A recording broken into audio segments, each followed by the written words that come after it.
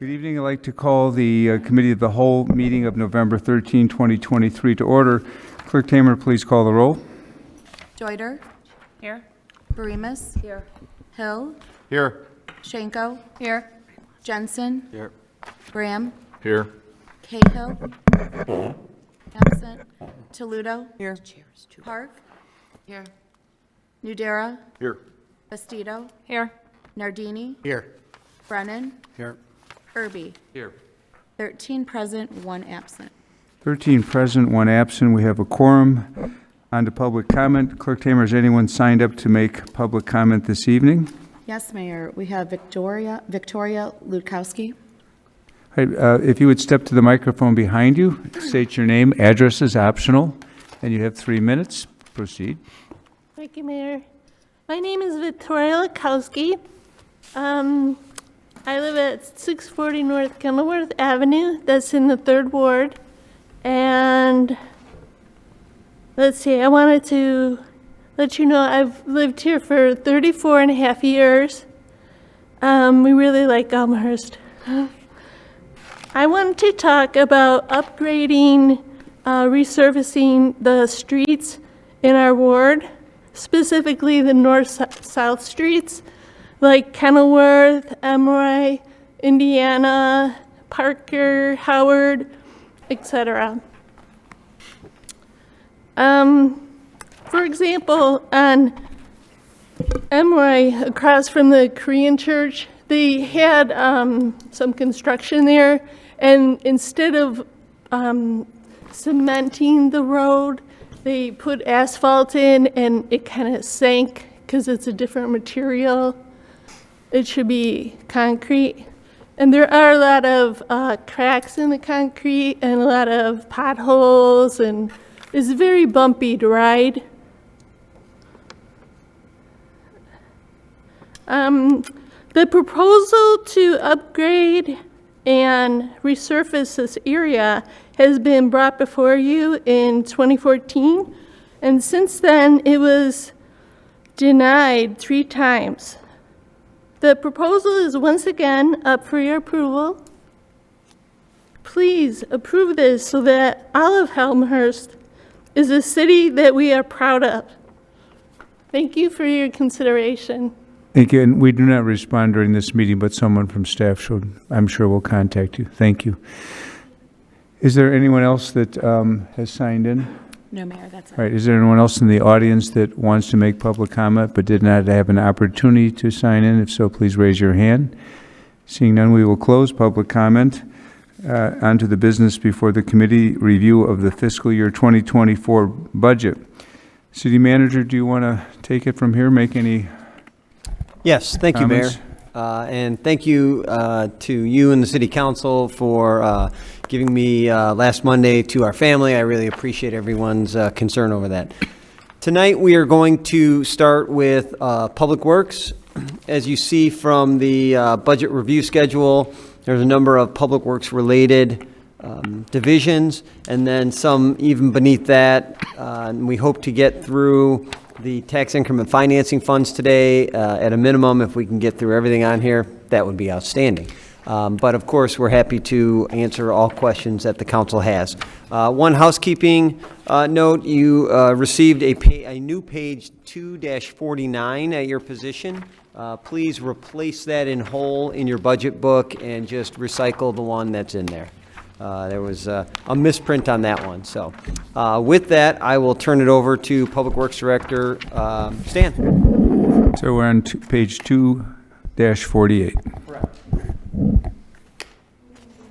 Okay, thank you, Jim. Director? Good evening, Mayor and City Council. It's my pleasure to present the proposed Public Works budget tonight for 2024. And I have here with me our key staff in Public Works. I've got Corey Taberi, our Assistant Director, Paul Burris, our Utility Operations Manager, and Kent Johnson, our City Engineer, that will help me field any questions that might come up in our discussion tonight. And what I'd like to do just for starters is to touch on some highlights from this year, as well as outline the department's major focus for next year. And as you know, Public Works is charged with maintaining the physical assets of the city, much like the Finance Department is charged with maintaining the financial assets of the city. These assets that fall within the confines of Public Works include 160 miles of streets, public buildings and grounds. Those buildings include City Hall, Public Works, the police and fire stations, as well as our parking decks. We have about 6,700 street lights and 25 traffic signals that we maintain, roughly 22,000 public parkway trees. We're responsible for the production and distribution of clean, safe drinking water through 175 miles of water main, the collection and treatment of wastewater through about 148 miles of sanitary sewer, and the water reclamation facility, stormwater management, solid waste collection and recycling, engineering services, and fleet management. So just to kind of go through the different functional areas of the department, in 2023, the city completed the first neighborhood traffic study and also began work in 2 adjacent areas. That work is ongoing, and those funds are proposed in 2024 to continue this approach through other neighborhoods. We've also continued the work of the Public Works Citizens Academy that was completed this past spring with a 5-week session that helped kind of our residents enhance their understanding and awareness of some of the things that we do in Public Works. With respect to street maintenance, our street maintenance group continues the routine maintenance programs that in the last year included completing about 600 asphalt patches, 30 manhole repairs, and replacing over 1,500 signs in the city. Those sign replacements happen because the sign materials degrade over time and need to be replaced in order to meet the standards that we have to meet. This group also in our street maintenance section is responsible for a lot of our CBD maintenance tasks, including the repair of our brick paver sidewalks, the staining and cleaning of the benches downtown, cleaning and maintaining the look of the street furniture, sidewalk cleaning operations that happen 2 times every other week, during the summer months, and things like routine street sweeping, patching, and crack filling in this our activities that this group takes care of. Roadway striping is also an activity that this group undertakes that in particular looks at streets that were paved within the past 5 to 7 years or where striping is deteriorating or needs maintenance. And in particular, this past year, the city completed contract striping of Schiller, 2nd and 3rd Streets in the downtown area during the overnight hours. Some of the cost, you'll see in some of the budget materials associated with our street maintenance, some of the cost increases in drivers that we're seeing in this area is an increase in our concrete street patching costs. We are also, in 2024, the budget reflects the start of a new 5-year stormline cleaning program. We are also expecting to see increased costs for contract street sweeping services due to inflation as well as the cost of debris disposal as a result of those sweeping operations. In our facilities and building maintenance area, we've continued to hold quarterly electronic recycling events at the Public Works Garage. We're completing routine building maintenance, elevator maintenance, and maintenance to our HVAC systems in our buildings. During this past year, this group provided contract administration for an upgrade of the HVAC system and a building automation system at the Public Works Garage, which is typical of the kinds of repairs and maintenance that we would see at a building that is now approaching 24 years old. Phase 3 of the Public Works Garage, which is the land to the south of the garage, is beginning this year with the demolition of existing structures on the expansion site. And this is going to enable the city to expand and consolidate material storage and public works facility needs on one location over the next 3 to 4 years. It'll remove items from the water reclamation facility site to allow for future expansion for phosphorus or other potential IEPA treatment requirements. Increases that we're seeing in general in this area with respect to costs that impact this group are related to the cost of water, which is something that was just discussed a little bit about in the Finance Committee meeting, and the fact that city facilities are being allocated a cost for the water that they use going to this next year, as well as natural gas costs and various capital improvement costs going into next year, including continued replacement of carpeting at City Hall, some work to do some upgrades to the City Hall elevator, as well as an EV charger installation for city fleet vehicles. Our forestry group this year received its 43rd consecutive Tree City USA designation, which is one of the longest running in the state of Illinois. I think there's only about 3 or 4 communities that have received it longer than Elmhurst has. And to earn this designation, the city must meet the standards for urban forestry management that are specified by the people that oversee that program. And those agencies include the National Arbor Day Foundation, the U.S. Department of Agriculture, Forest Service, and the National Association of State Foresters. So it's something that the city should definitely be proud that is a continuing effort on the part of our forestry team that is leading that. This year, the Forestry Division planted over 825 trees, and the proposed budget for 2024 accounts for the supply and planting of about 650 trees, which is returning to a more typical planting schedule for that activity.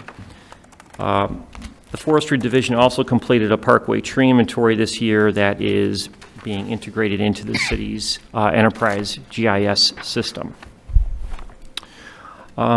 Our electrical group, in addition to completing routine maintenance of our streetlights and traffic signals, they completed several larger maintenance projects and system upgrades this year. This group replaced 42 deteriorated steel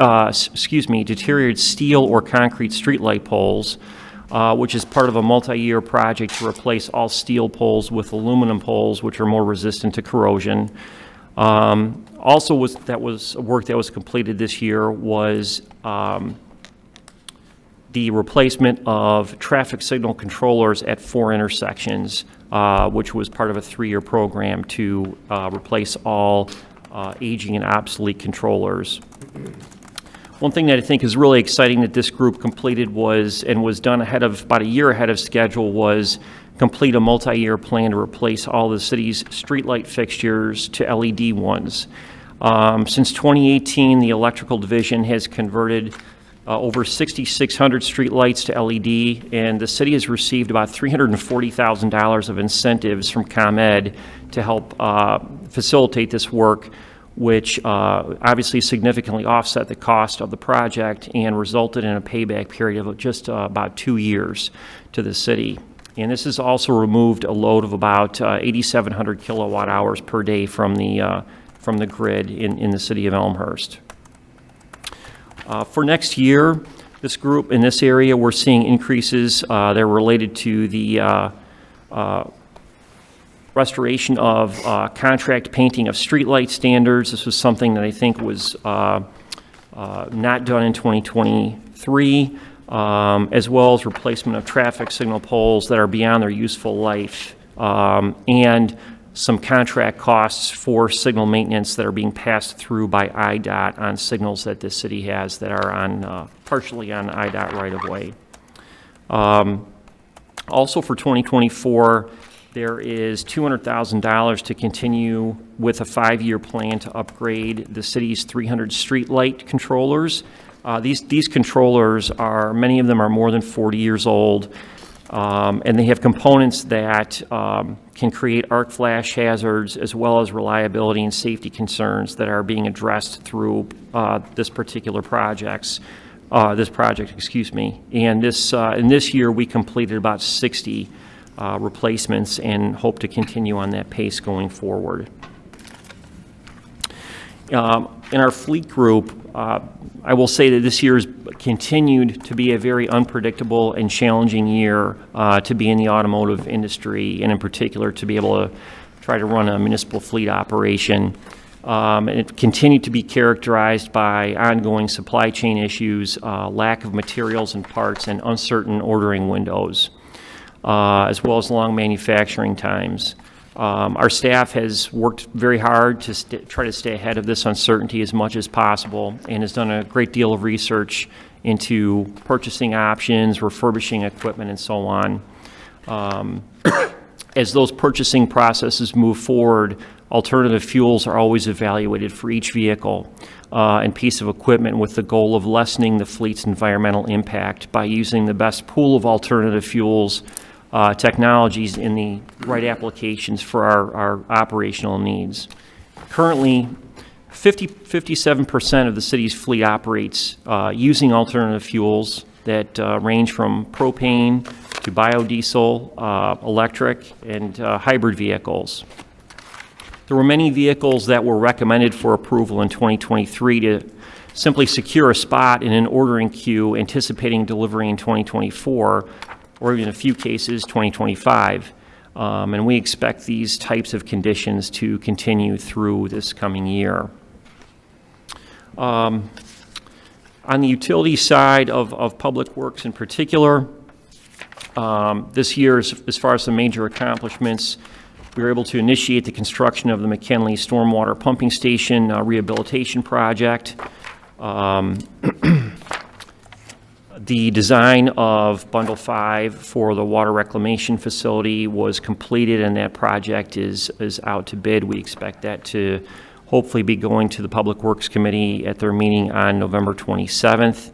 That project is really focusing on the clarifiers, some of our chemical feed systems in terms of either disinfection or the removal of chlorine from the wastewater stream. And so we look forward to starting that in 2024. There are also a number of force main projects that have been brought through the design process this year that are in bidding, and again, hopefully proceeding with construction in next year, including the Atrium Sanitary Lift Station force main, the North Industrial Sanitary Lift Station force main, as well as the upsizing and relocation of a gravity main on First Avenue within the sanitary system. Also completed this year were some very important electrical repairs to the Jackson Stormwater Pumping Station.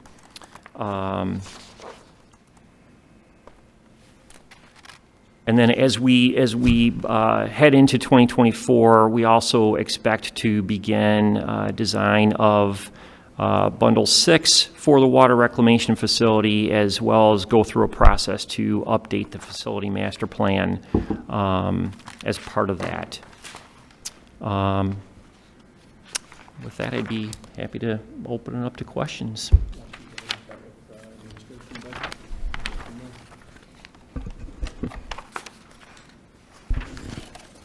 Okay. So we just want to go page by page. So street administration begins on page 2-48.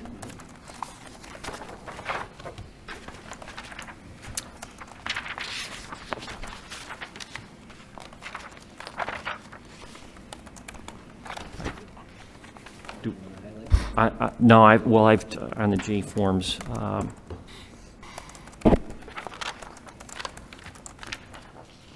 Not on 248. No.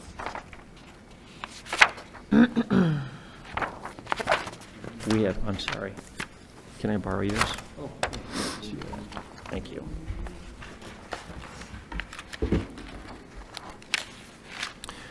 Page 2-49 has the J forms for street administration, and Notable on that is item C, it includes an additional $50,000 for continuing with the neighborhood traffic study program.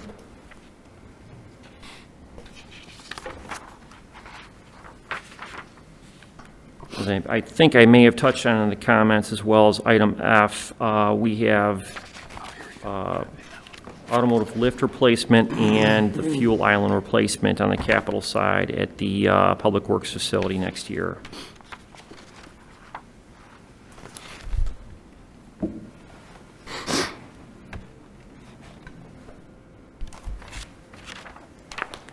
Let me just keep going. All right.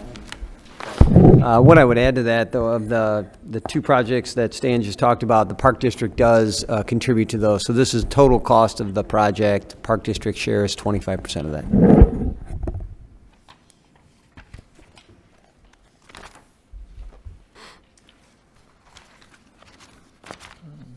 Street and alley. Oops, go ahead. Mayor, do you want to stop with each division for questions? Or Yeah, would I you think like we'll do that. I was just thinking, like, I'm trying to see, I'm having a hard time lining up some of the lines here with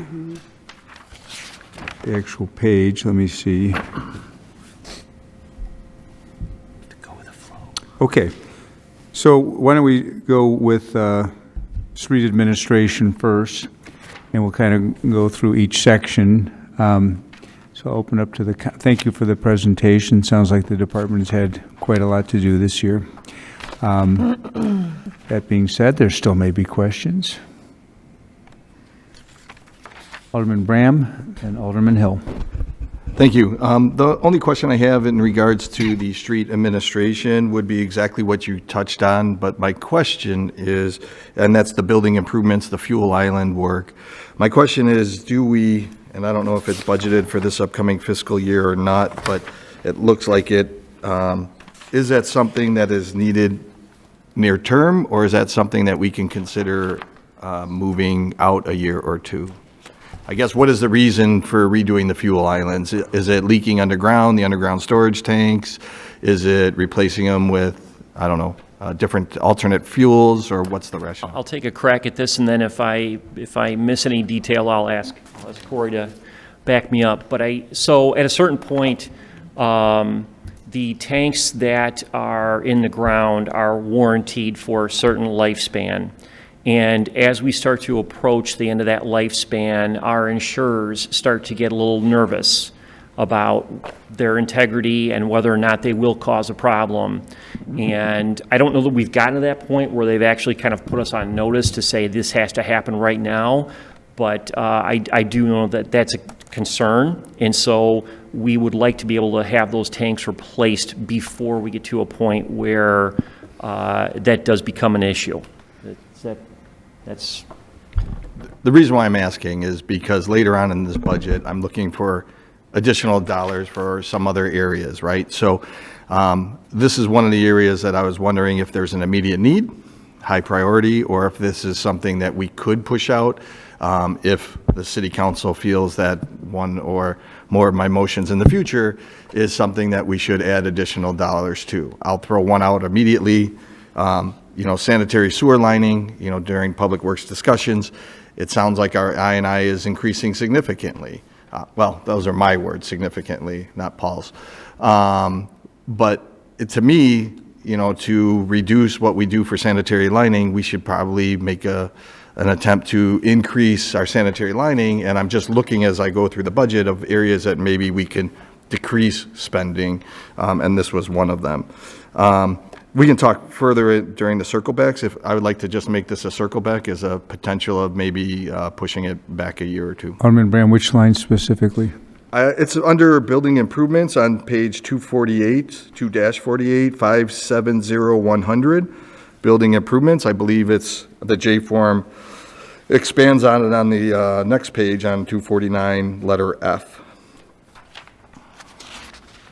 So it'd reduce some of which, because that also includes the automated lift replacement and phase 2 building improvements.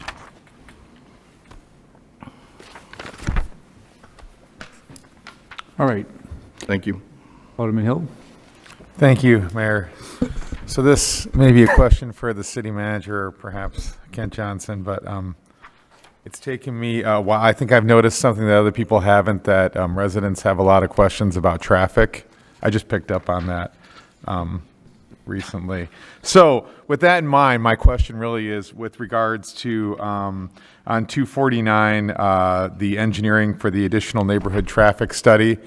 I like that number, and I'm curious, do we know what sort of bandwidth KLOA has to support traffic studies? Is there a potential, I'm going to do the opposite and say, is there potential to spend more money here to increase the rate of traffic studies? Is that possible, or do we know the answer to that at this point? Yes, I think we have the answer. I want to just ask Kent real quick. So the amount that's in here. Yeah. So the amount that's proposed in the budget, you're kind of asking about a capacity standpoint, and I think there's two parts to that. There's a capacity standpoint on the part of the consultant, but there's also in terms of city staff and timing these things. And so one of the things that's important in conducting the studies is to make sure that the traffic count data that is gathered, we really want to do that at times when school is in session. And also not only when school's in session, but when the weather is decent, so not really in the middle of winter. So we really look at kind of like spring and fall. The dollars that are in this budget will give us an ability to essentially double up on what we're doing and be able to go through a neighborhood study process in the spring as well as one in the fall.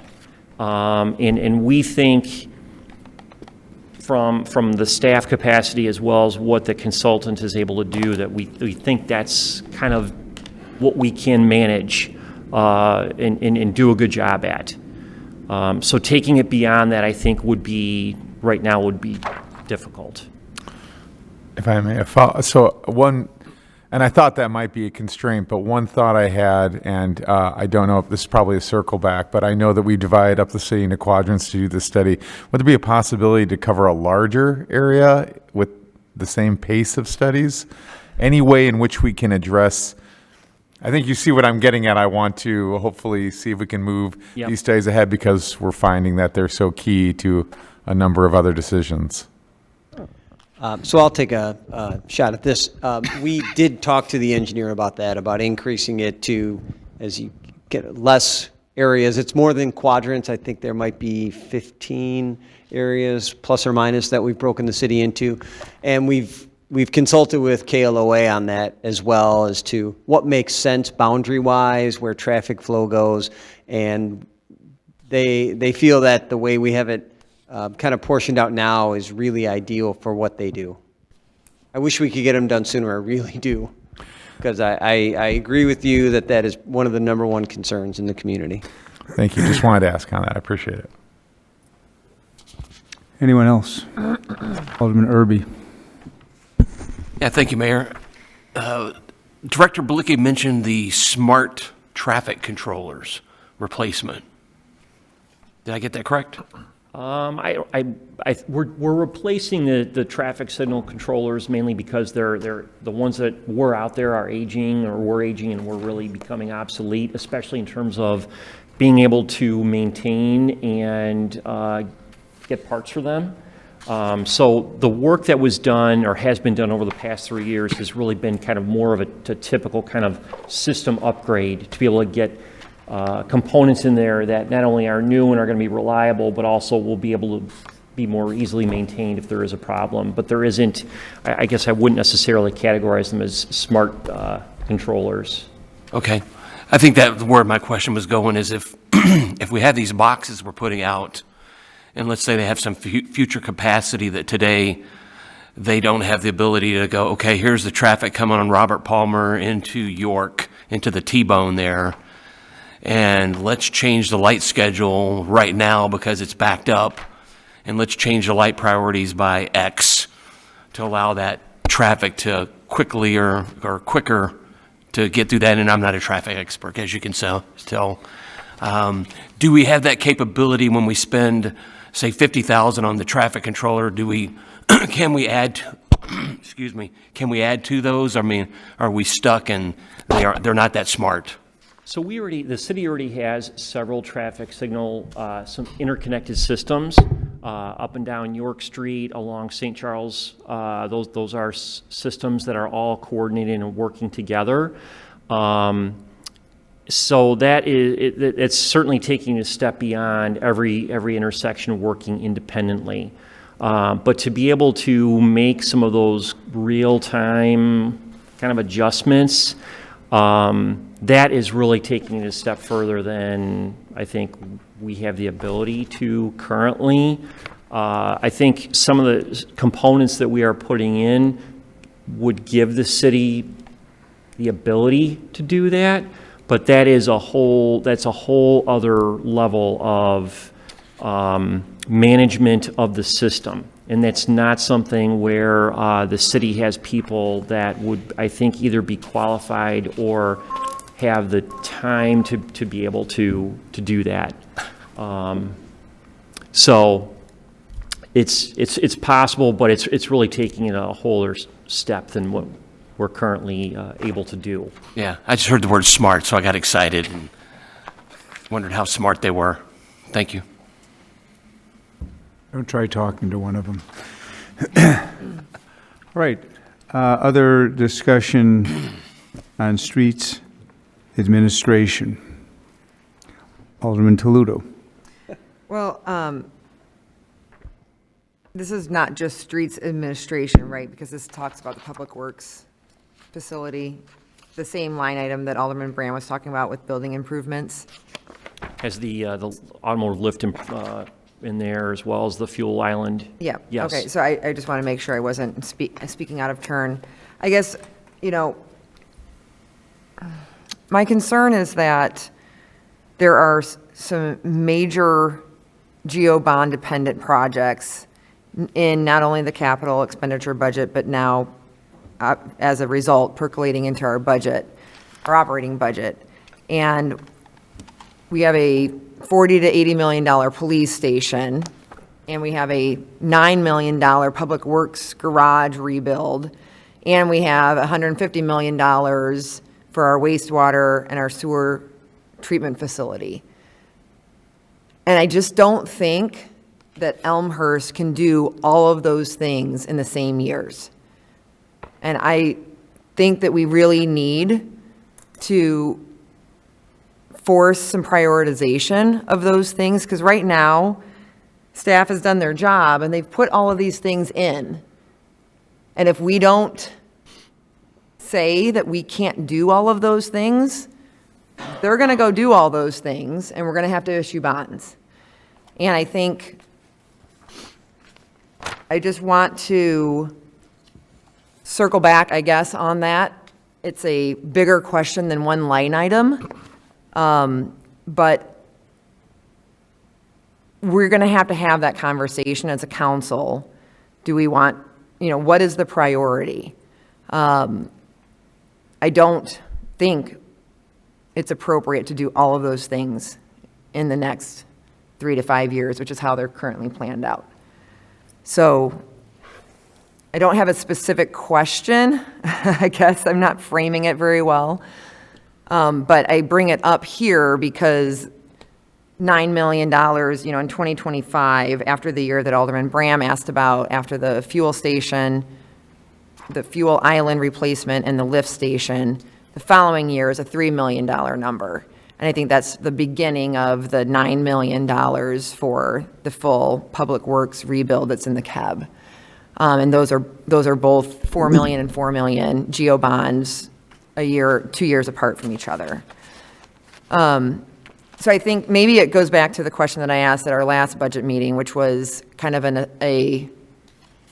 what would the tax levy have to look like if we do all of these major capital dependent projects that are currently contemplated in this year and next year's operating budget and in the 5-year CAB. That might help the council have that prioritization discussion.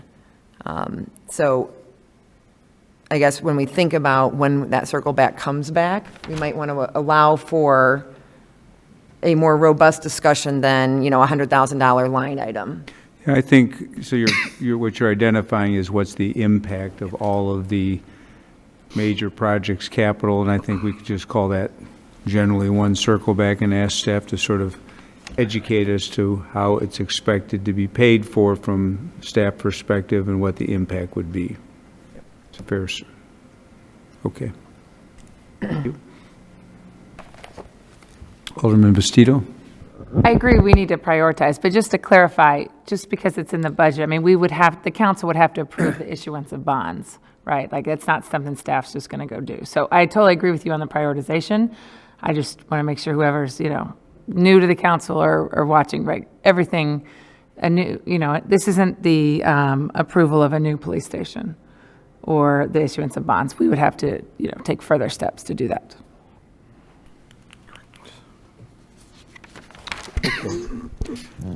Let's, if there's nothing else on streets administration, we'll move on to street maintenance, I believe, is next. Mayor, one question. I think we all answered Alderman Hill's question. I don't know if you still wanted that as a circle back or not. On the traffic study. Has your question been answered already? You sounded very confident, City Manager, so I don't think I need to circle back on that. Thank you, Alderman.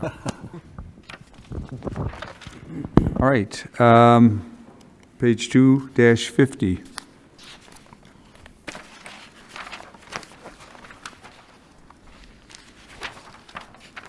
Version 2.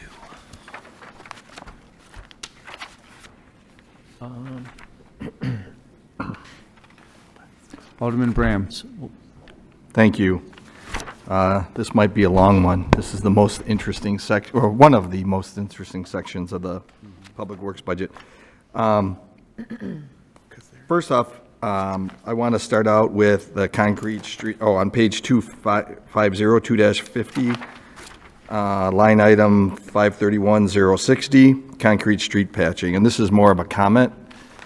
I noticed that last year in the area of town, my area of town, where there's concrete streets, that there was $0 allocated last year, this current fiscal year, 2023, as well as the upcoming year for 2024, for no resurfacing in the area at all. I'm curtailing that into this line item because the concrete patching has essentially stayed static with an increase, not to do more concrete patching, but to do the same amount at a higher price due to rising costs. So I'm not going to say anything in regards to this line item of changing it. We do need to do at least at the bare minimum what we have done in prior years, even though that the cost for concrete is rising. But I want to comment in regards to street resurfacing, which I believe is part of the line item on 2-51, roadway improvements, 570140. And I think this encompasses a lot of items under this topic of roadway improvements. And I wrote out some of them just to clarify for those who are watching. I believe it includes a project, and this is all in the capital expenditure part of the budget, but I'm not going to be able to tell you all the pages. Northwest Elmhurst roadway improvements, Villa Avenue roadway improvements, Cayuga. Residential concrete street resurfacing is in there, but it's budgeted as 0. So even though it's mentioned, there's no dollars allocated to it. Asphalt street resurfacing, Riverside Monroe and Route 83 intersection improvements, inlet cleaning, industrial concrete resurfacing, Alma Avenue resurfacing, Butterfield and York, I think that was intersection, et cetera, et cetera. I won't name the 2 to 4 more that's all included in that line item. I have great concern, and I'm going to ask for this to be a circle back because I don't know where else in the budget this is noted. For line item 570140 on page 251, if we can make this a circle back, because I would like to revisit it. And one of the reasons is because this fiscal year, absolutely no work has been done, and we're static in regards to concrete patching.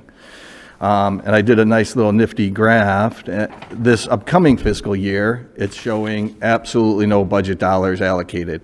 You can see, and this is what my resident Victoria came and spoke to a little bit, even in years that it was budgeted, there was two other times, not including this fiscal year and this upcoming fiscal year, that there is no residential concrete street resurfacing done.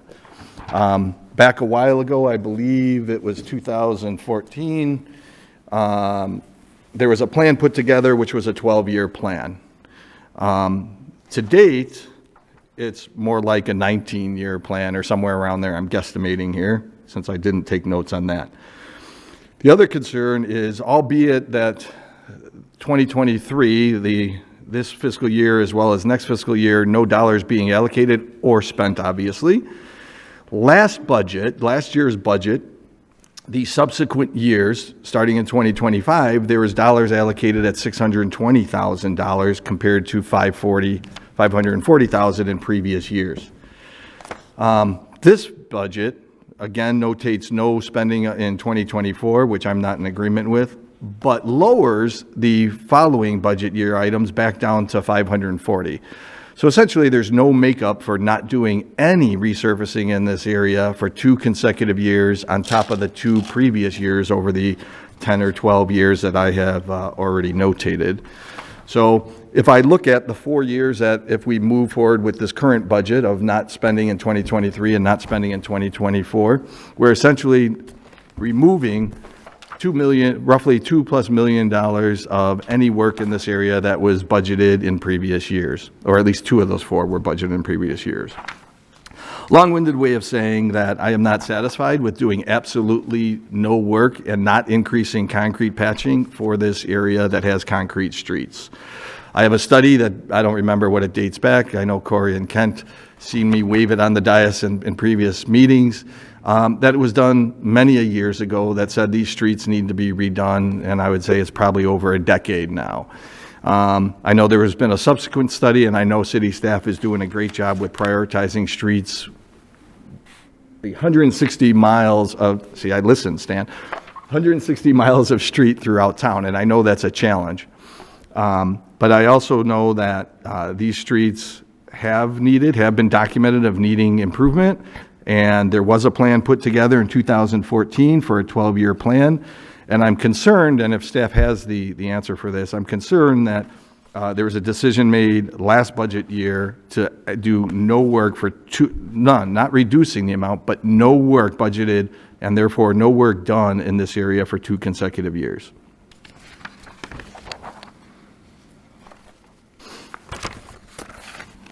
Does staff want to respond now, or is this a complete circle back? I mean, do we know why there was nothing budgeted for last year and this year? I guess would be my one outstanding question, and we can conquer everything else as a circle back. Yeah.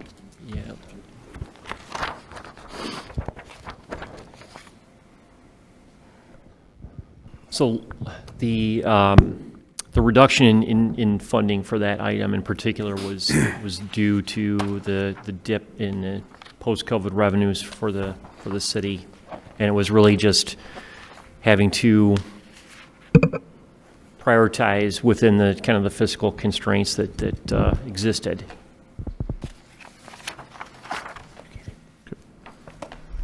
I appreciate that response. I will present further details and my case, I guess, in the time frame of doing the circle back. I mean, we're talking, I want to say all those other projects. So if you look at the capital expenditure budget, right, it shows concrete, street resurfacing, and then it shows asphalt resurfacing. But you can't just look at that budget line item that says asphalt resurfacing, because all those other projects that I mentioned are also asphalt residential streets. So the budget that's in where it just says residential asphalt is a lot larger than that because of the fact of those other improvements throughout town. But I appreciate the response, and if we can just make that a circle back for later time. Very good. Alderman Brennan? So along the same lines, I have to admit, I agree with Alderman Bram on this. I'm trying to get refocused around something in the cabin. It's the priority disposition of some of the cabs. So, for example, Public Works Garage Phase 3 is a priority B. Alderman Brennan, you want to reference, is that 2-15, I'm in the cab section, Yeah. so cab 28 28? in the back of the budget. So I just want, and I'm assuming priority B is the proper, disposition for that cab. And then I look at, what Alderman Brand was referring to, with respect to, where was it? 32? Yeah, 32, and that's an A. So I guess from if the priorities are correct, it doesn't make sense that a priority A would get 0 and a priority B would get 350,000 for this fiscal year. And just a couple other data points on that. I think there's an opportunity to continue the analysis of, there was another cab in here for alley maintenance or surfacing. Alley rehabilitation, it's an A, but it has $210,000 associated with it this year through the balance. So again, there's a long story here, I'm sure, but for me, unless the alleys are in horrific, condition, I don't know why an alley would potentially take precedence over Main Street travel. So I have interest in understanding this a bit more, and I know that staff has put a lot of logic into this. So I would also like to sort of double click into that and understand a bit further. Thank you. All right, so we're going to need some explanation of how the priorities relate to the budgeting. Christina and I were just talking that in 2024, we had preliminarily budgeted the concrete street work to be in the industrial area where TIF 5 is. However, TIF 5 couldn't support that, so we deferred concrete work from that for 2024 and did not roll the 25 concrete back into 24. I think we're going to need a little bit fuller discussion, but that'll be a part of it. I Thank do you. recall, oh, sorry. Go ahead, Alderman Brennan. I do recall that from, prior discussions, so, okay. But I think, I think it's worth revisiting. Very good. Other discussion on street and alley maintenance? Alderman Bastido. I honestly don't know if this is the right place to ask this question, but you can tell me if it's not. So under streets is vehicles, and I saw in the cab, I believe it was the cab, a couple new charging stations for municipal vehicles.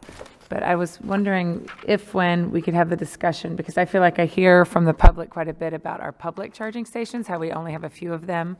I'm not even sure if we are the ones maintaining them, but that they will break, so we go from 4 down to 3 to 2 to 1. So I didn't see, and I just want to confirm, that there's not any budgeted for public charging stations. There's nothing budgeted for next year for more of those. Is that correct? I don't think so. I think there's a cab sheet for them, but I want to say that was, That's only municipal vehicles, right? well, it was grant, there was kind of grant dependent, looking for funding for public charging Oh, stations. it was. Okay, I missed it then, if that was in Is there. that, yeah, that's, yeah, 78? Okay. But that's grant dependent? yes. Okay, so there's no plans for us then. Yes, you're right, it is. Electric charging stations and parking decks. Okay, that's exactly what I was asking about. Okay. So there's 2 of them. And then dependent on the receipt of grant funding. Have we applied for those kinds of grants before? Is this a new effort? We do have a federal grant application that is pending for EV charging stations. We're in a holding pattern waiting for an answer. Okay. Is there an option, aren't there private options too, where if there's advertising attached to it, that there are private funds sometimes that pay for charging stations? As you know, I'm not familiar with this. I don't own an electric vehicle. I don't plan to buy one, but I just hear about this a lot from residents. We have been approached on that by a business owner, and due to our sign restrictions, that didn't work for the company that installs those. Okay, so that's not an option for us to have one that we don't have to pay for, but has advertisements on it? Correct. Okay, so that would require a change in our zoning, Our sign Sign code, ordinance. correct. sign ordinance? Okay, Yes. thank you. Alderman Bram, then City Treasurer. Thank you. My first question is, and I thought I located it, but I can't find it in my notes, so please tell me if this is the right section to bring this up. The new sidewalks for Crestview, Van Auken, and Indiana, is this the section where those dollars are allocated? I see Christina saying absolutely not. Okay, so I'll cover that at a later time then. One question I had under other services, which is on 2-50, 2-50, other services, which is, man, my eyes are getting bad, 5-3 and a whole bunch of nines, 9999. I believe the J-form says that it's yeah. Is it 10 o'clock? Street sweeping, contract street sweeping. I know in years past, we purchased a street sweeper, or we have 2 street sweepers. I don't remember how many we have.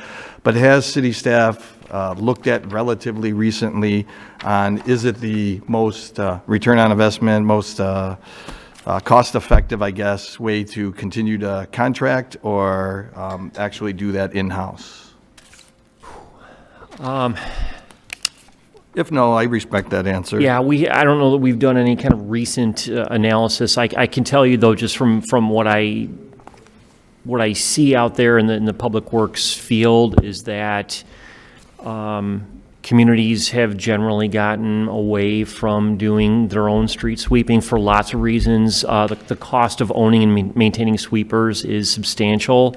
The other issue, and one of the things that's a part of this number, is the waste disposal has also gotten to be more of a complicated and costly part of that service.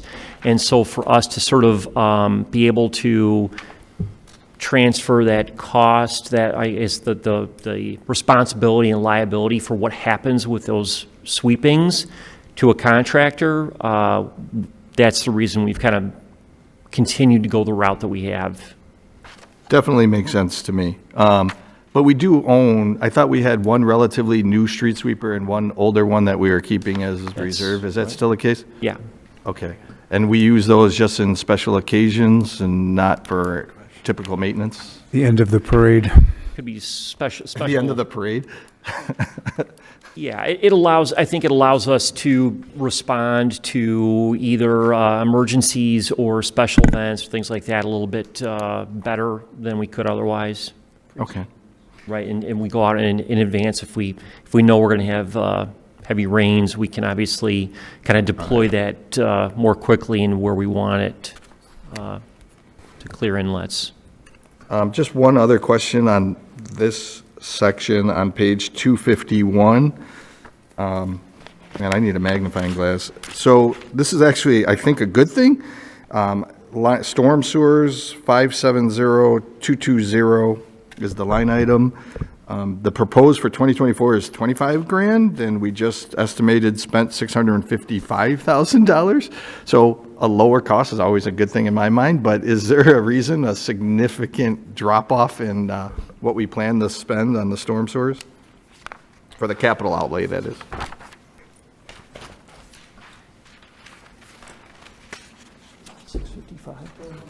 Those storm lining, it was a storm lining project in 2023. Okay, great. So we wrap that up then. That's why there's minimal dollars this year? Yeah. Yes. Great, thank you. City Treasurer, then Alderman Hill. I have one comment and one question, and apologies, Alderman Bram, I was trying to follow your math earlier. I believe you were naming a couple projects that were paid out of other funds, but the primary of this line on 2-51, 570140 line is KEB 30, KEB 31 is what's primarily going into that line item. That's about 4 million of the 5 million budget. Some of the other projects you named, I think, were other, like there was some from the motor fuel tax fund. I don't think that changes your question on the prioritization. That seems like that's still a question, but just. If I may respond.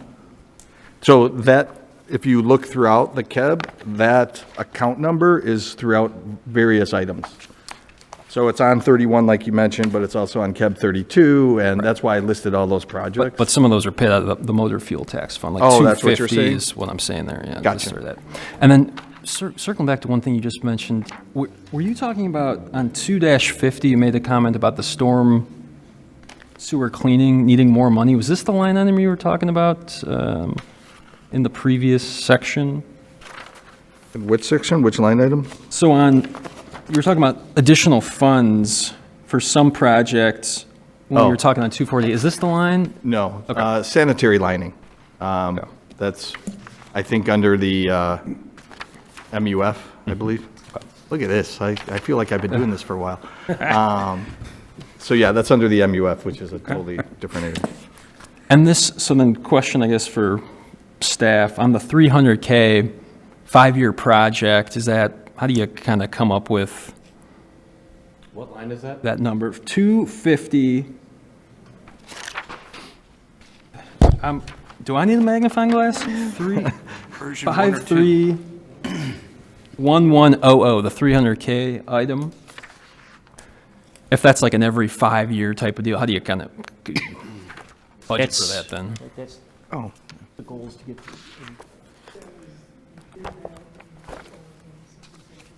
Yeah. Yeah. Yeah, so it's basically, it's the start of a new 5-year cycle to go through the storm sewer system. And how often is that? So it's starting a 5-year cycle, not a cycle that occurs every 5 years? Am I understanding that correctly? Right, it was in the past time it was done was in 3. I see. So this is the same work, just extending it out a couple more years. And I think part of that was we're inspecting, we're kind of monitoring, the system. And we not only saw the results from the last time doing it in a 3-year cycle, but then also over the course of the past couple of years to sort of monitor and see how debris is filling up the system or not, to be able to kind of reassess and then spread that out over a 5-year cycle instead. I see. Okay, thank you. All right, Alderman Hill. Thank you, Mayor. So I'm trying not to get into the weeds too much, but I couldn't help but ask on 2-51 on poor old 570140 roadway improvements. When I look at the J form on that, it says budget includes the purchase of a gas post pounder, and it looks like an increase of almost $1 million. So maybe you can just tell me what that is. Is that a very is it drilled to the center of the? No, I'm kidding. But I mean, You've heard about the $5,000 toilets on the airplanes in the military, right? I mean, I don't know what this does, so maybe this is a totally normal cost, but it seems like an awful lot. It is not for a post pounder. What was, we talked about this earlier. What was This isn't supposed to. there's a number of different projects that are in that line item. I may kind of turn the, I don't know, Kent, if you want to. Riverside. Yeah, that's what I was going to say. I'm a little disappointed it's not $1 million gas post pounder, but We can't But- afford 2 of them, Jacob. but there is a number of projects included in there that are just not broken out in the description. Correct. So we have inlet cleaning for $80,000, contract paving for $3,950,000, parking lots for $67,000, Monroe and Riverside for $235,000, the design of Alma Avenue reconstruction for $50,000, There's design engineering, I believe it's design engineering costs for Villa Avenue, which is $418,300. Do you mind, Director, yeah. Director, could I just ask for a corrected sheet? Sure. You know, Yes. you don't, We can go back and look at it, but if we Okay. could get a Sure. replacement sheet for next meeting. and if we did purchase that gas post pounder, I would like to try it out.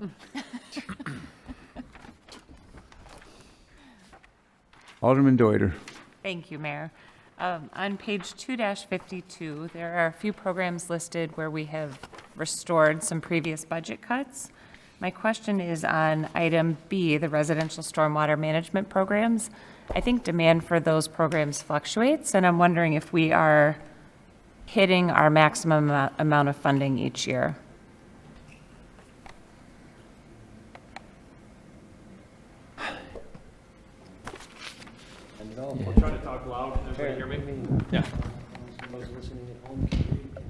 The last few years, we've expended the entire budget for that program and actually turned away people, if you will. So it still remains a very popular program. It does fluctuate year to year depending on the rain we get, but we're asking for a slight increase in the program to try to accommodate what we're seeing in terms of interest.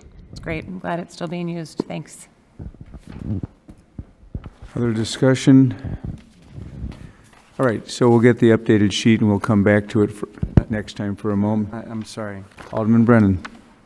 Feel like I'm asleep at the wheel. I'm going to go back an item. How far back?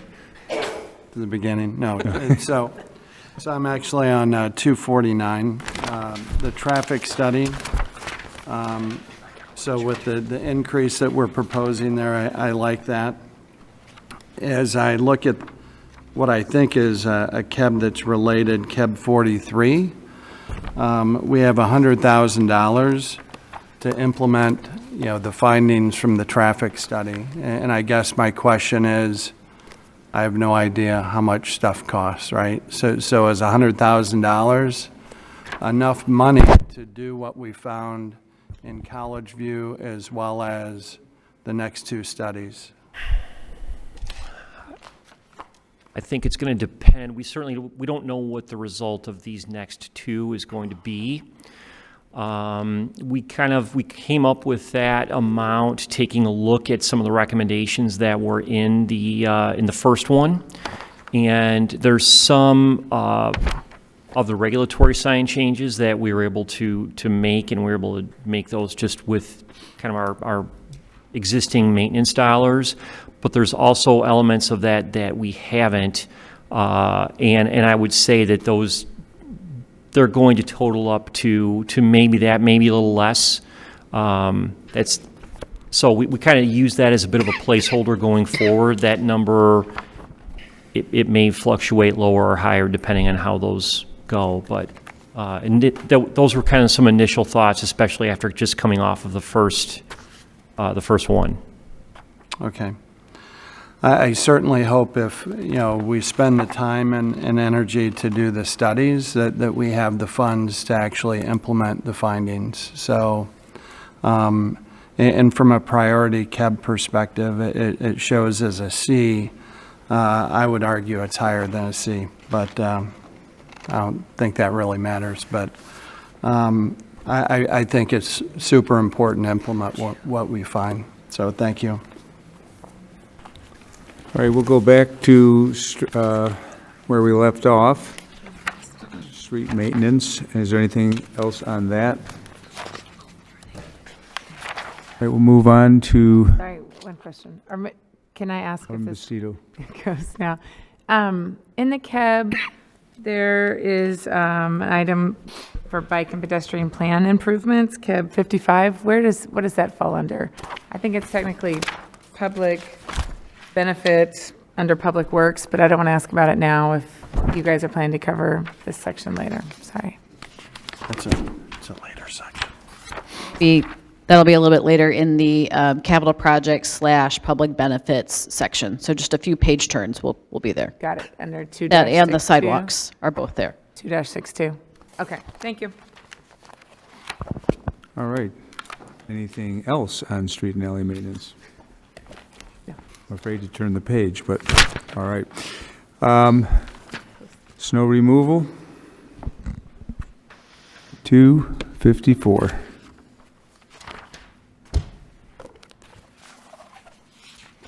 no changes planned to the snow removal program this year. And Continue to hope for a light snow year. Budget accordingly. All right, any questions? Alderman Toledo. Alderman Jensen's going to kill me, but this has bothered me for a long time. I don't know if it's under snow removal or electrical, but in the Schiller parking deck, there is a heating elements in the ceiling, and I believe that it's for when we have really big snow, you bring the snow up there and it melts, and then it goes down into the system or something. But I guess really my question is they're on 24/7 in the wintertime. So is there a way to put a timer on that or reduce the cost? Because as everyone knows, electrical cost for heating is expensive. And I'm sure it's de minimis, but it's just, every time I drive by there in the winter, I'm like, why are those on? There's no snow. We can certainly look into that. We installed those because that area does freeze because of the exposure. So it's not necessarily that we bring snow there to melt. It was more protective. But we can look into that. Interesting. Okay. It does not need to be a circle back. I would just like it as a follow-up for staff to take a look at that. Thank you. Other questions? Alderman Bram. Thank you. On page 255, Definitely gonna kill me. it looks like we're having about a, I don't know, $42,000 jump in full-time wages, Well, 510. let me just make sure, because we're on snow. Are we on the same? Isn't that snow? Oh, sorry, I skipped over to forestry. I was so You're excited. thinking about pine trees with snow in them, but, Yes. all right, we can go on to. No just wanna make sure questions. No one has. I do need those glasses. City treasurer, on snow removal? Yeah, this is, well, it's a global question, but it was triggered by snow removal.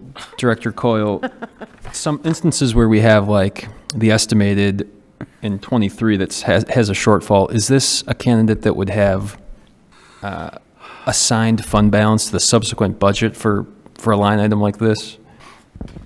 So for an item like salaries, we would not. So the only time we would assign fund balance and carry it over would be part of the budget carryover process, and that's something that we provide a memo and a list of items to City Council of the items that we're carrying over from this current budget year and adding to the next budget year. So we will make the City Council aware of those. All right, I'm going to take a chance going to forestry. Alderman Bram?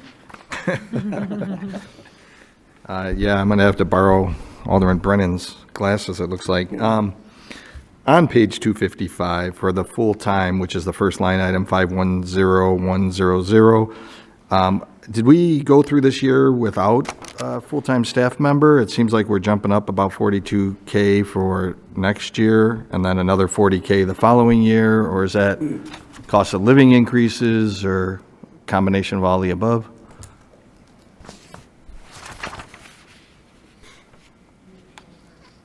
Yeah. We were shorthanded for a little while, but nothing significant. That could certainly account for the difference that you noted. Okay, it just seems like every year it's an additional 40K, so I didn't know if we were running lean by one employee or not. One of the other items is Dutch elm disease, which I like to see, and this is line item 531155 on the same page. I like seeing that the number is, bless you, not going above the 50,000, and even sometimes only spent a few $1,000s on this line item. Do you guys have a status on where we are with Dutch elm trees in town, public Dutch elm trees? I think that's two different lines. You're looking at 531155, right? Right, which is Okay. public Dutch elm disease and ash removal. Okay. And private. Same line though, right? It's two different Items. trees, yeah. I can tell you how many Parkway elm trees we have remaining. Yes, hopefully very few. Our current elm tree population is about 1,137. Not a very few. So that's down from 2004, it was about 2,800 at that point. So it's slowly declined. Okay. I know it's been an issue, and our budget item has been consistent, so which is a good thing. I was hoping for a lower number on how many are left, so we could put this in the rearview mirror. The only other question is that same page, 531135, landscaping maintenance. From 2022, it was at 184,000, and now proposed for 2024 is 301,000. So not double, but getting close to double over the last couple of years. Is there a reason for that significant increase over a couple of years? I don't have the detail in front of me, but I believe that the dollars for the First Street landscaping project are budgeted in that account. So that would be a, I'll say temporary increase, but that would be an increase due to that project that was planned to go over a few years, and then it would go back down. Okay. If we can just confirm that, there's no need for a circle back on that one.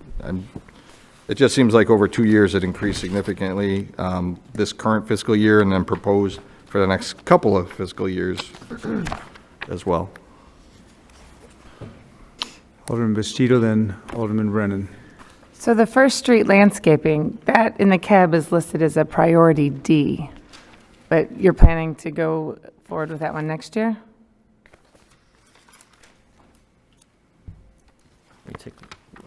I believe so, yes.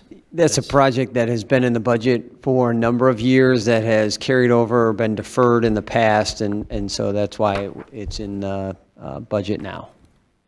Okay, so can we get more information about that, like who requested it? And, I mean, I assume it's been pushed back for a couple of years because it was low priority, but that's why I was surprised when I saw it was priority D, that it's ahead of other things. We can get more details on that. Okay, thank you. Alderman Brennan. So my question's also about First Street landscaping. So it has been out there for a while, and I see that it, crosses the next 4 fiscal years. Is there some correlation between that and the new train station? I mean, is it being spread out for that reason? It's not really, I wouldn't say there's any connection in the staging of it between that and the train station.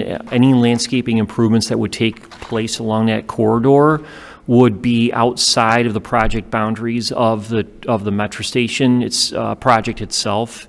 And they can really take place independently of the train station work. So there is not a connection between those. So is there, just trying to do the math, so is there $300,000 of work to be done? Is that? For the First Street landscaping, there's 74,000 budgeted for that. But The other components of that are irrigation system mowing, landscape bed restoration, contractual mowing. So it's an ongoing, so is it a capital project, or is it an ongoing? It is. I think expense? if I can maybe try to answer, I think what you were asking, Alderman Brennan, was because in the KEB sheet, it shows some dollars over the course of a few years, correct? Yes. So What's your KEB page? the plan, It's KEB 45. the plan would be to proceed with the landscaping improvements in pieces over a period of a few years, instead of doing everything all at one time. So it was really just, it was a way to kind of phase the work in as opposed to just doing it all at once. Okay. I mean, this has been out there. I'd be a proponent of doubling up in 2024 and accelerating, at least compressing it to 3 years, but that's just my point of view on it. We've been talking about it for some time, Yep. so, thank you. Alderman Braham. I'm just going to follow up on Alderman Brennan on that, and there was a couple of questions on this line item, so I'm just going to throw it out there that if we can make this a circle back. I already asked for that. Oh, maybe I'm asleep at the wheel. Circle back it is. Alderman Irby. Yeah, two items on forestry. One is the trees. Is there a way we can do a circle back and get a breakdown of how many trees we've gotten from like $244,000 worth of trees in 2022 versus 90,000? So is there a way we can get a tree breakdown of how many trees that gets us? Is there, What's your line item? That yeah, would be 40? there was a split, didn't we? 541, 300. So just last year, we did a split between general fund and MFT in terms of the dollars being used for trees. So that, I think that's the reason you're seeing the variation in there. But then the number that we plant year to year is generally consistent. I think the number that I stated in my initial comments, I think is around 600 or so. The past couple of years, we did about 1.5 times that because, was it 3 years ago? Was it 2021? 2021, there was no tree planting.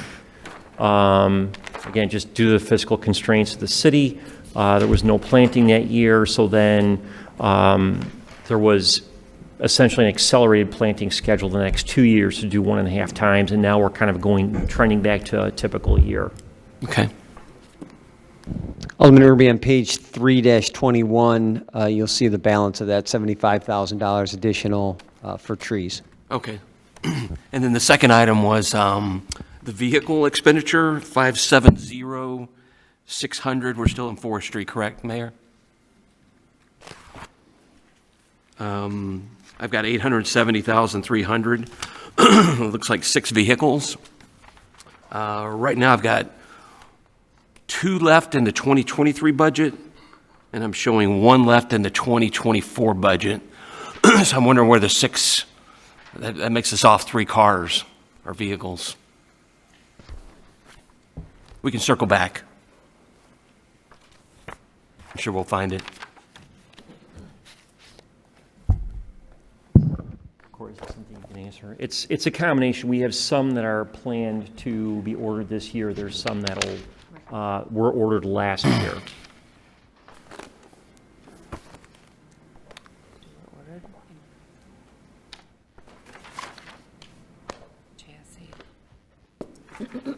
This might be easier to put in a follow-up memo. Yeah, that's fine with me. There's Just wanted to- vehicles that were ordered and then they were canceled, orders were canceled. There's a lot behind kind of what you're seeing there. Right. So We'll circle back. I'm fine. You got the notation for that? Thank you. yes, yeah. Alderman Hill. Thank you, Mayor. This is one of those questions, like forgetting to ask somebody's name so long it becomes too late to ask for their name. But I don't think I understand how priorities change. So talking about First Avenue landscaping, if it's a D priority when it was first put in the KEB and it moves through, it's still a D priority, or it moves up to A by benefit of not being addressed? In other words, it's still, even though we have not addressed it for a number of years and it's a D priority, it's still a D priority now. It's not a fait accompli that we're going to handle it as an A priority because it just has been out there a while. Am I understanding priorities correctly? Yes, it has not changed from a D to an A, but as we've been carrying it over a number of years, it has remained in the budget as a project that we're going to do, that we were planning to do, unless priorities have changed to rebudget that or do something like that. So the priority of D still ranks as how staff would prioritize at a project that needs to be done, but it's simply come up on the budget this year because it's been pushed off. Correct. Okay. So even though projects are in the budget for this year, we still have to pay attention to those priorities, even though they seem like they've been pushed off, but now they were on the budget last year, correct? Was First Avenue on the budget last year? It was, yes. Okay. Okay, good. I think I understand it now. Thank you. Anyone else? Before we move One on. more of those. Alderman Bastido. So what would the process be then? So, because the total cost of landscaping would be $300,000 over a couple of years. So what would the process be if this first phase that's in the budget now is approved? The actual, sort of the actual sort of. Does that go through a committee? Does that just, Sure. There was, earlier this year, we went through kind of a comprehensive planning process to look at the whole corridor to see what would be possible and come up with, identify areas that could be targeted for some of these improvements, just based on things like the right-of-way that's available, what else is out there currently, things like that. We also have some regulations that we have to comply with respect to the railroad in terms of distance from crossings and height and everything else. So then the next step for us would be to start with an area and go through the process of putting together construction documents, specifications that reflect kind of the work that was generated as part of the concept plan, and go to bid and hire a contractor and get the work done. So we're kind of at a point where it would look like many of our other projects. It would come up through committee and council for review and approval of the contracts. okay, so it could be in a couple of phases where at first it's paying for the design and then Correct. eventually the construction. Yes. All totaling $300,000. Okay. Thank you.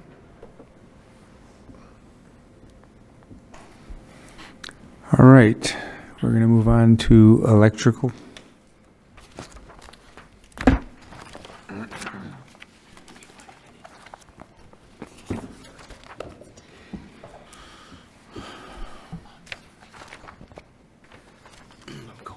Just a couple items to note in this cost center.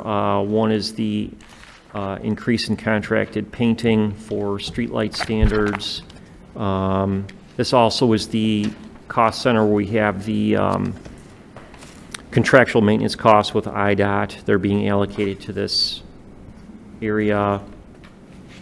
And just some traffic signal pole replacements.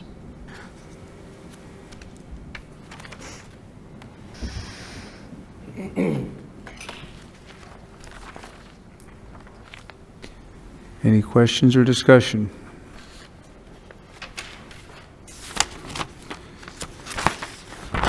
Poor electrical division, no attention. All right. Rubbish disposal on page 259.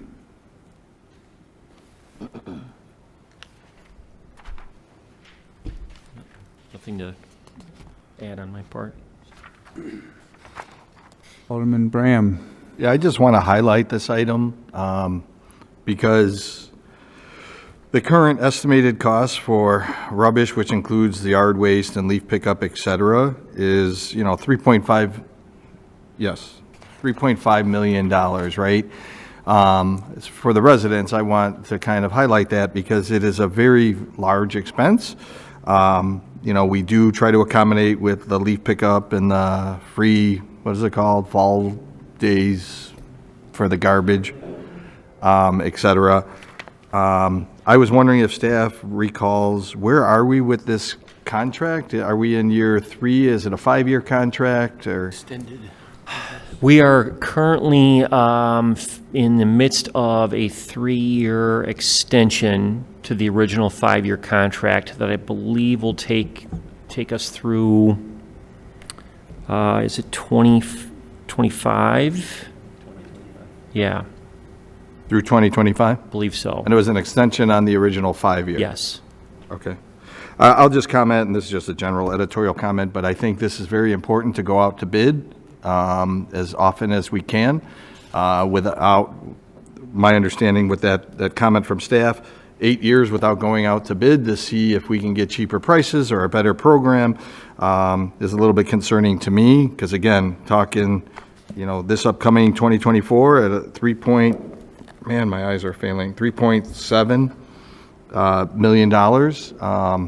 So I have had comments from residents this year about composting, increasing the length of composting that we offer, the timing of leaf pickup, can we do another free pickup for the refuse? So I just think it's very good to practice going out to bid as often as possible for this, to see what other options are out there and what we can do to continue to evaluate and improve our services in this area.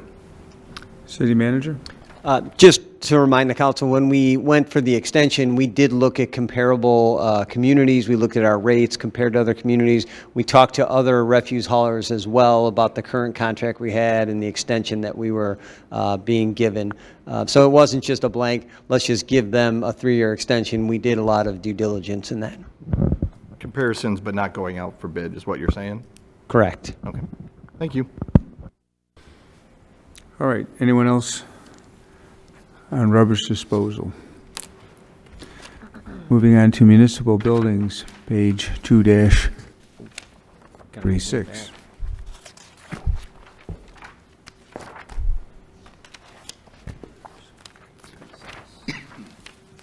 going?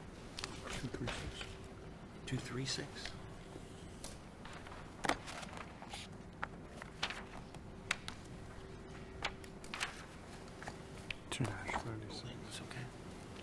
There were some cost increases here for natural gas expenses, the cost of water, which is now being allocated to city facilities. And there's also some of the project costs here that I mentioned earlier in terms of City Hall carpet replacement, the elevator modernization, and EV charger installation for city vehicles.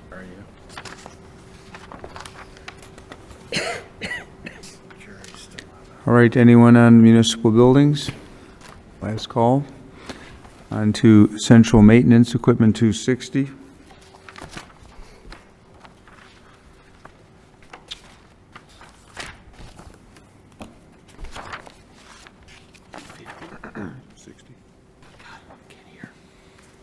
The only items I would just highlight here, the couple J forms as far as equipment maintenance. We've got some increase in repairs to kind of some of the larger shop tools and work bay equipment.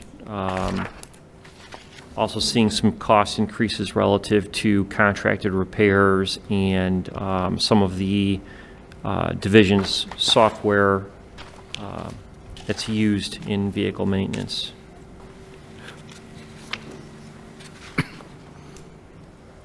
All right, any questions? On to capital projects 2-62.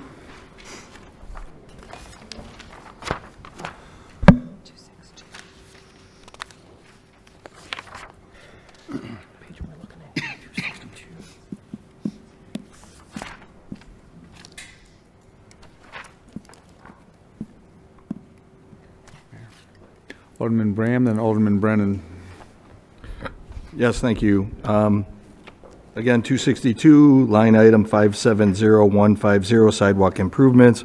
I believe this, according to the J form, is where the sidewalks are budgeted and the sidewalks being glayed, which I believe that was one that the residents petitioned for at $50,000, and then Indiana for engineering and Crestview for engineering as well. I just want to make this a circle back because I think there will be further discussion on this line item, and there's currently discussion in Public Works Committee about sidewalks, so I'd just like to have a deeper dive into this. No information required or requested from the city. I just think it would be better to talk a little bit more at length.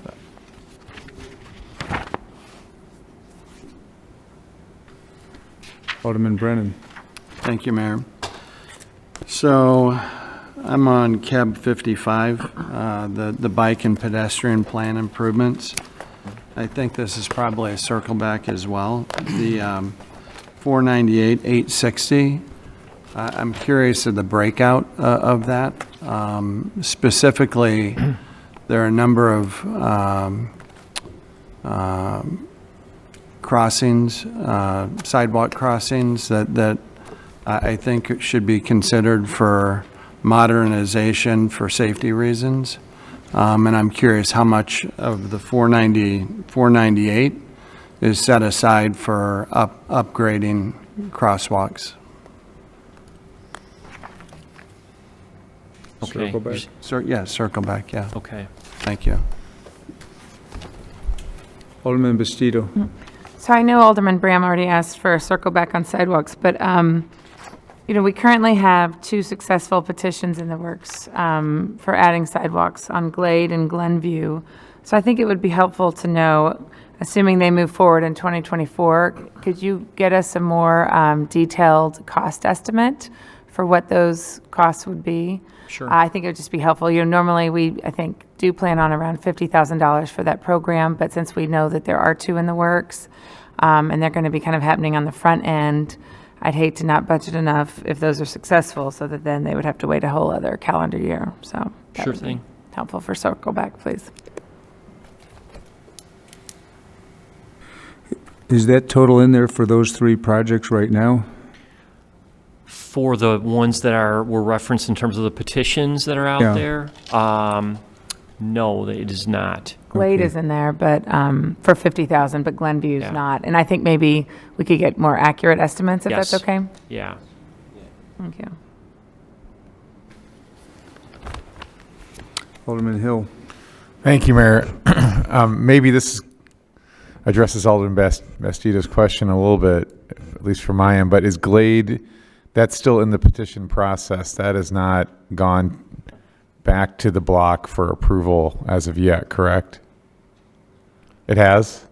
No, okay. Thank you. Yes, I'm correct. All right. All right, anyone else? It hasn't gone back for approval. I think we are on to motor fuel tax, 316.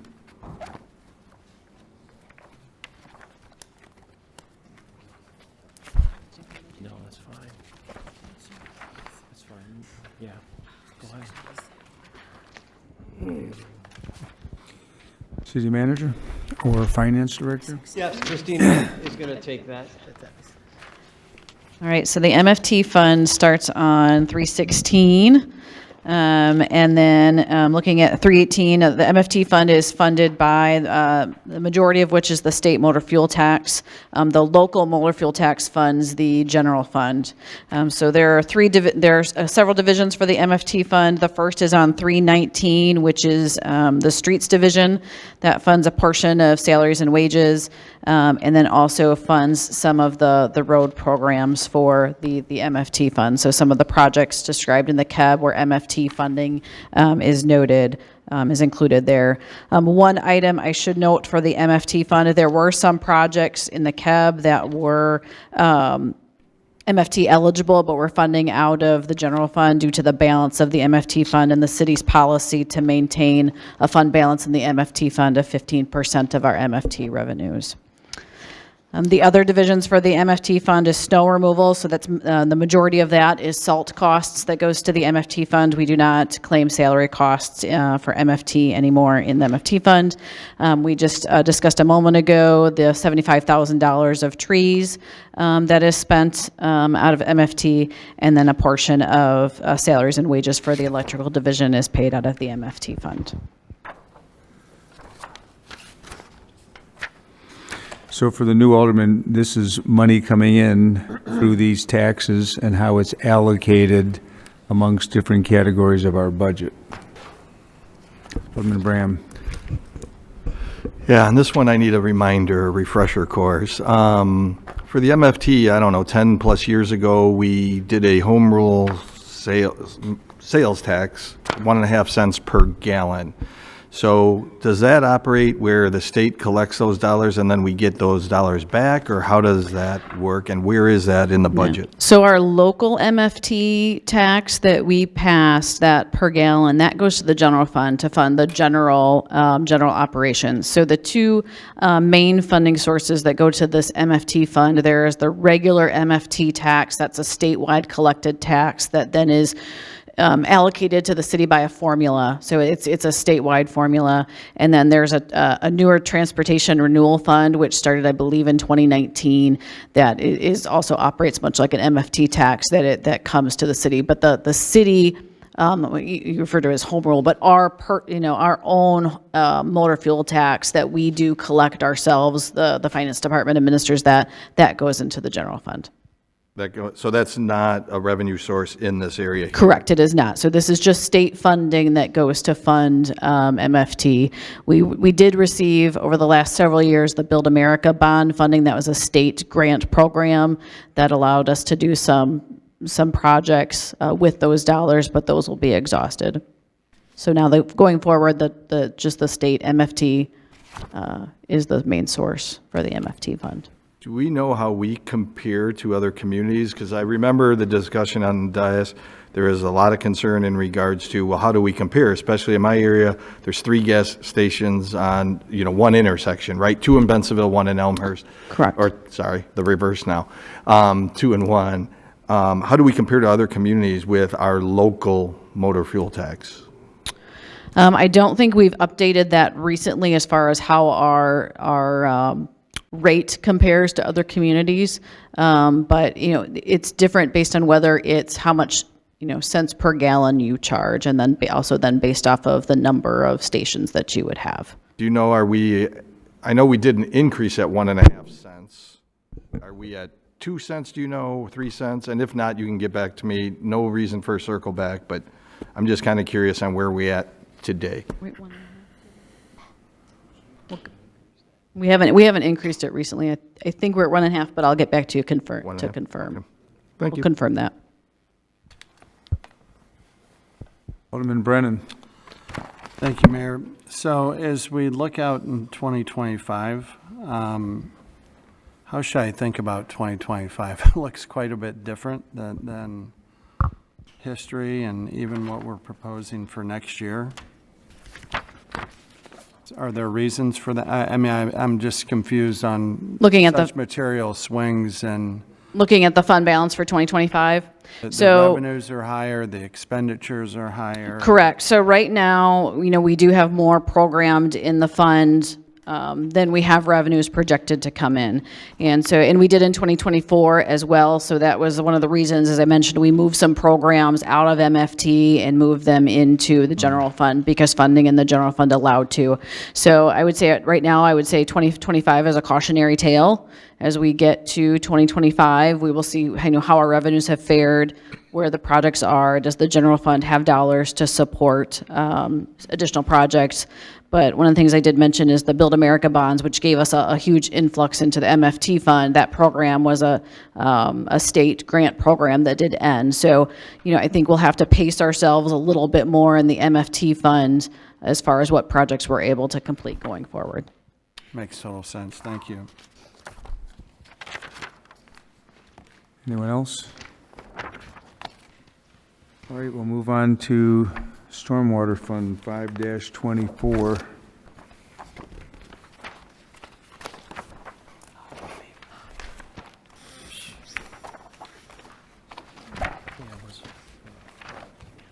There's nothing to report.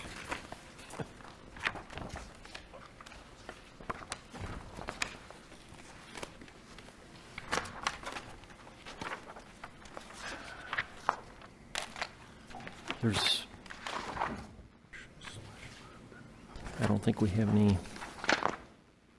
Oh, the only thing we have going in this coming year is design engineering for the Eldridge Stormwater Pumping Station.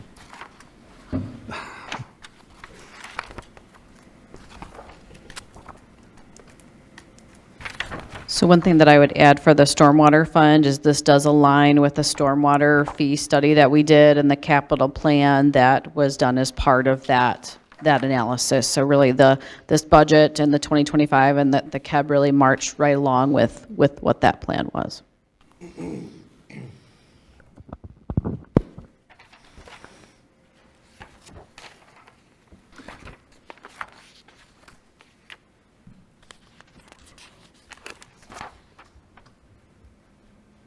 Any questions?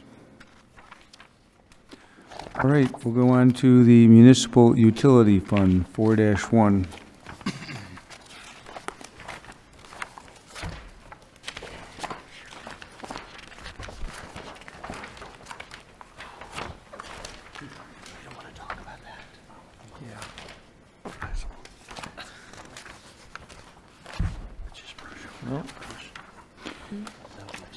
Christine, do you want to explain generally what we do with municipal utility enterprise funds generally, so people understand? Sure.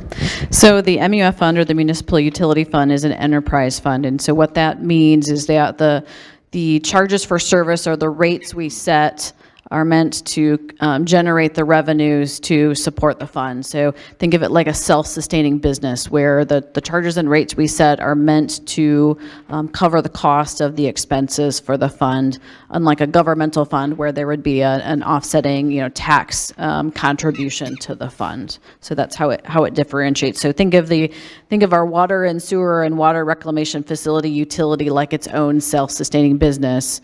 The one thing I would add is there are also rules on, the rates that we charge for the MUF fund, and the monies collected, by and large, have to stay in this fund. You can't really move money from the municipal utility fund to other funds. A business that doesn't make a profit but is self-sustaining. Correct. Right.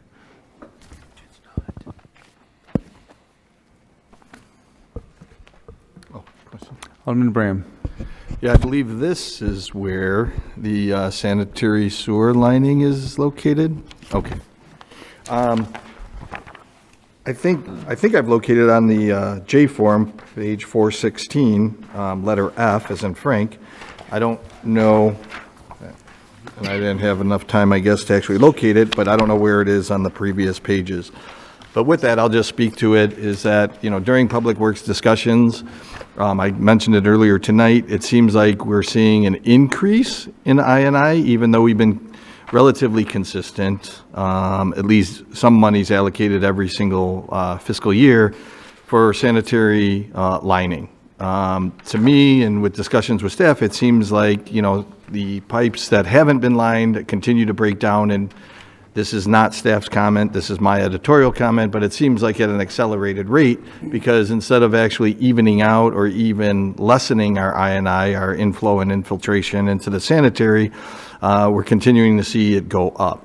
So I would like this item to be a circle back. I know it's a big ask, but I would like to have a better understanding on what would be our return on investment if we do more sanitary lining in the next fiscal year, 2024, versus less. Because if we continue at this rate where we're seeing more I&I, that means our wastewater treatment plant continues to, clean that wastewater, and that's running more often, running more water flow, and we're incurring costs at the wastewater treatment plant.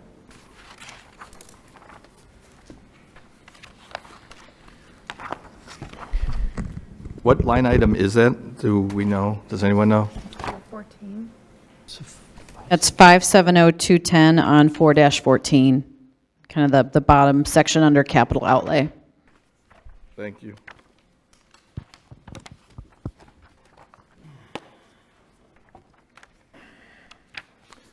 Anyone else?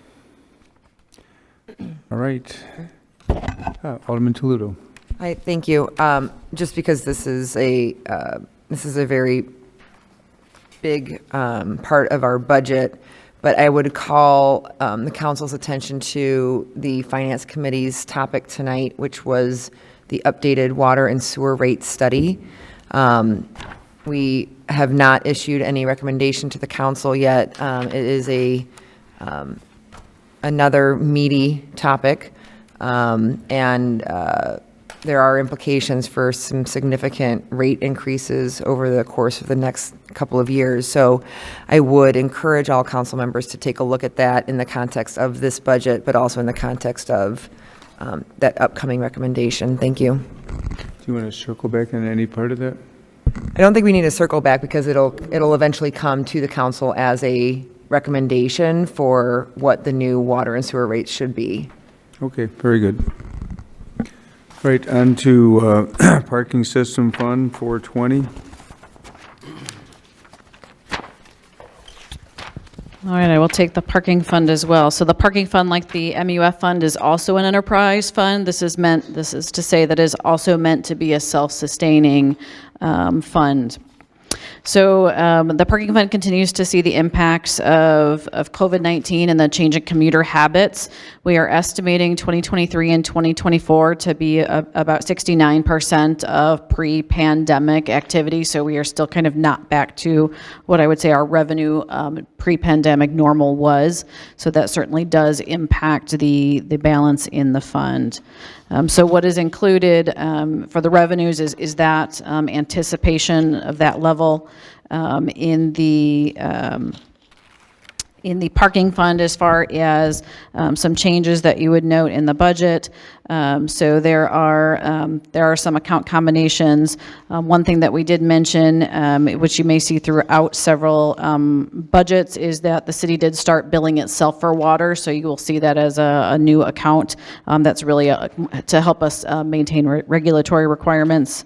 And then there is a CAB for parking deck maintenance that is included in the parking fund. So, I think we've talked in different groups about different there's two things. I think finance is looking at the parking fees, but I think we ought to, at some point, look at other uses for our parking decks. Who else might use this space? Because if it's not getting filled up with commuters, are there other people that might rent space? Although I will say, as one of the people who still commutes a couple times a week, it looks like the garages are filling up more. Do we have data on the trends in parking?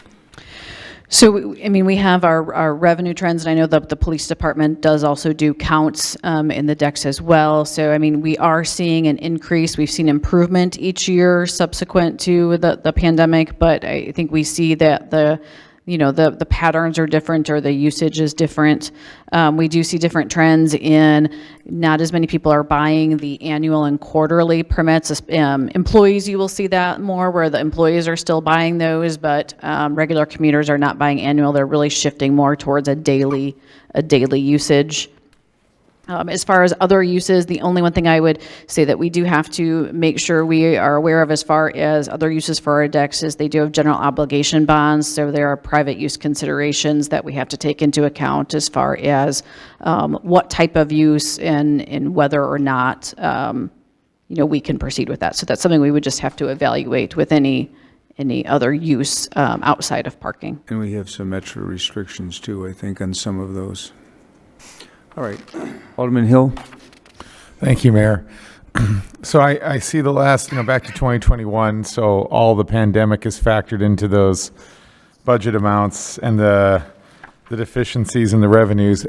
I think this needs to be a circle up, follow back. I'm not sure what the right term would be for this one, but I would like to go back a little farther and see what kind of revenues it did generate at peak. I want to get a sense of what this has been in terms of a benefit revenue-wise to the city, and I don't have that sense right now. Mm-hmm. And that's also a project that the Finance Committee is going to look at kind of as we move into December, January, is evaluating the parking fund as a whole from a financial perspective and any shifts that the committee might recommend. And do we know, has it ever been a significant revenue source directly? I would not say significant, but it covered its own costs and was self-sustaining. Thank you. Alderman, would it be okay if we followed up through Finance Committee with that study, or would you like to see those numbers before that? I think that would be fine to let the committee follow it up. Alderman Bastido?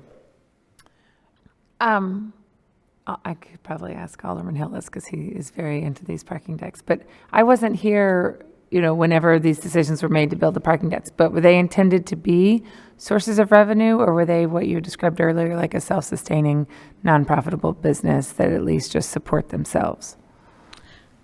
Let me take a shot at that. Each one serves a different purpose. There are some, obviously, that are more commuter-oriented, but the Addison deck was meant more for shopping and downtown use than that. There are reserved spaces for daily parkers, but so each one kind of has a different purpose. So for Addison, you wouldn't expect it to make as much revenue as like Adelaide or some that are intended for commuter parking? We do not have different rates based off of location. So in that, we never kind of picked, this is a more preferable location, so we're going to charge a higher rate for that.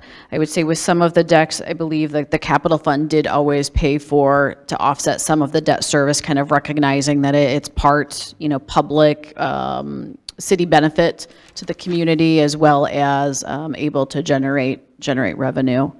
The one thing I would add, as part of the revenue analysis that went to the Finance Committee a couple meetings ago, we did have some pre-pandemic numbers as part of that we can certainly provide as well.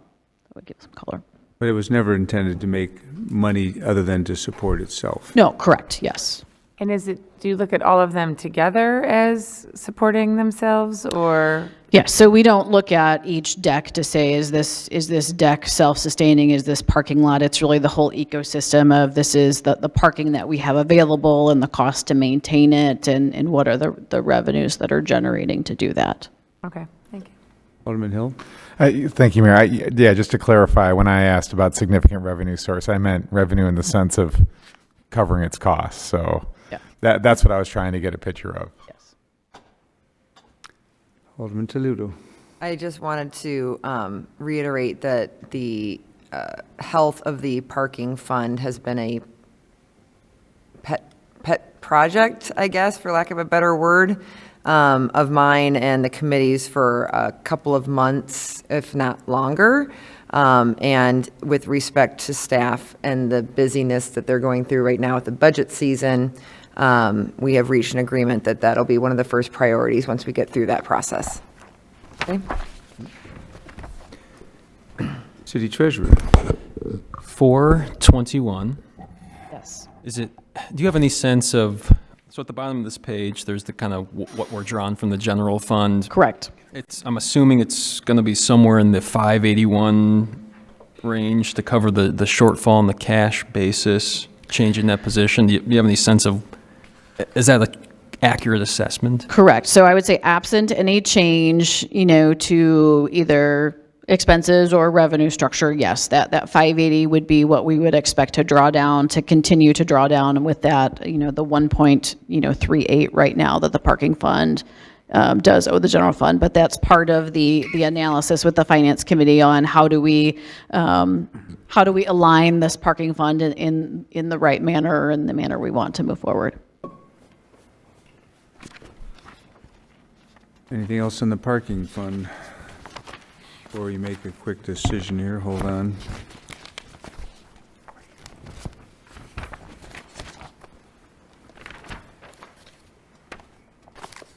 I'm going to, even though I know City Manager would like to knock off one or two more, I'm going to call it an evening here at 9:58 and 30 seconds. So thank you all for your hard work tonight and excellent questions. And we've got a number of circle backs. I'd ask for a motion to adjourn. Alderman Toledo with the motion, Alderman Varamus with a second. All in favor say aye. Aye. Any opposed? We are adjourned. Thank you.